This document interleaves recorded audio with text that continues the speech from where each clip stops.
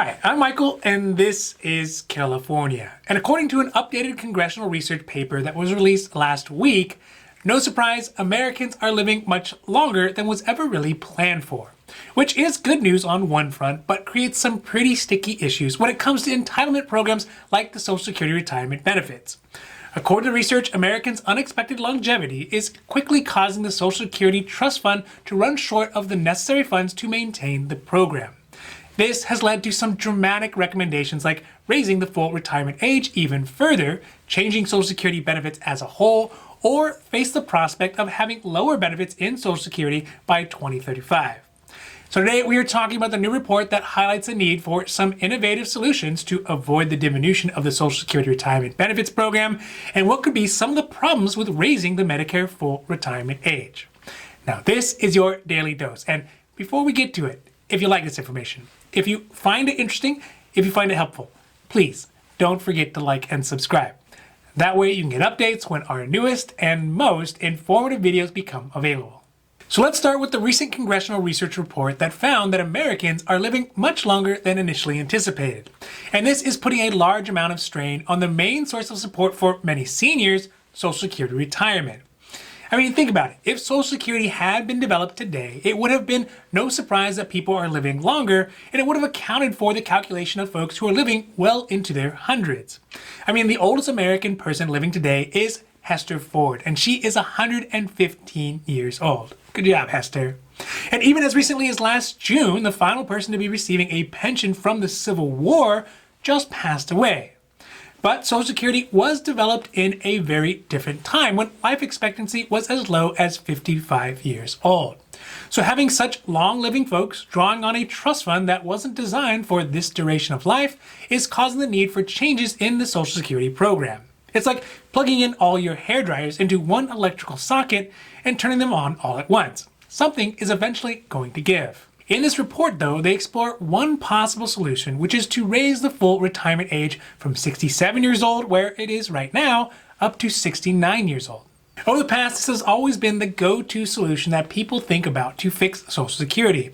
But it's never been very popular with voters because it would encourage people to work longer, pay into the system more, and start claiming benefits later. But it is important to keep in mind that the full retirement age is just a part of the Social Security calculation, not a standalone number.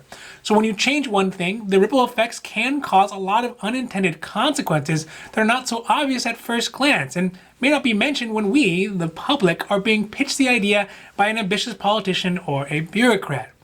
An increase in the full retirement age has not occurred in over 35 years since the Reagan administration.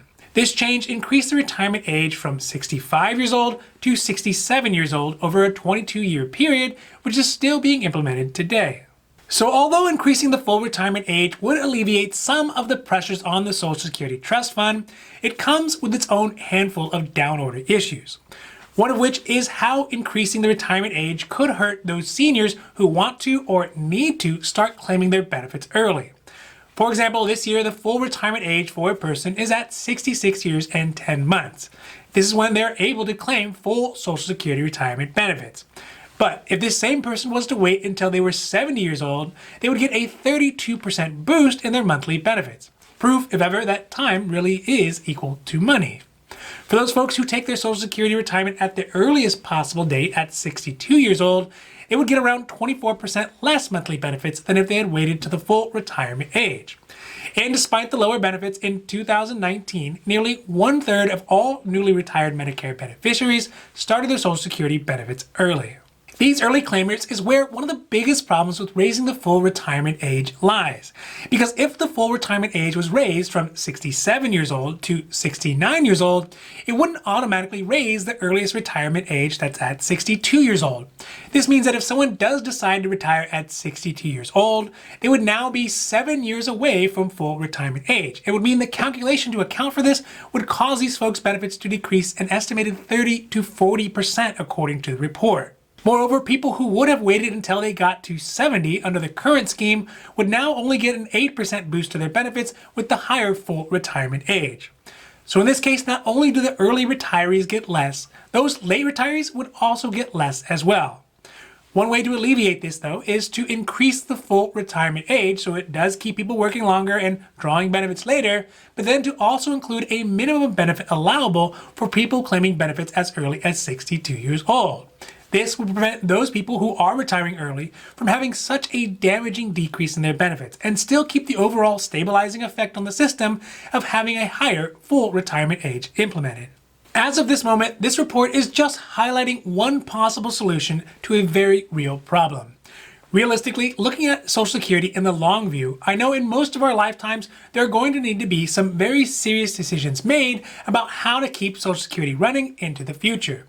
With people only expected to live longer, the mechanisms for funding these benefits just have not been updated to keep up with the times. And like any policy changes, whatever changes are made to the Social Security system, there are going to be winners and losers. I just hope that when the time comes, our leaders really appreciate the value that Social Security provides to our seniors. It has allowed so many Americans, my grandmother included, to live out their lives in dignity after a lifetime of hard work and toil to make America what it is today. And for those of us who are putting in our time now, we should do our best to ensure that these benefits stay solvent for those who rely on them now, and so when we get there, there'll be some left for us too.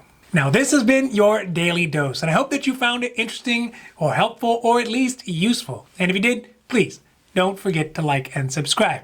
That way you can get updates when our newest and most informative videos become available. So that's it for me, and for Carelifornia, I'm Michael, wishing you a happy, healthy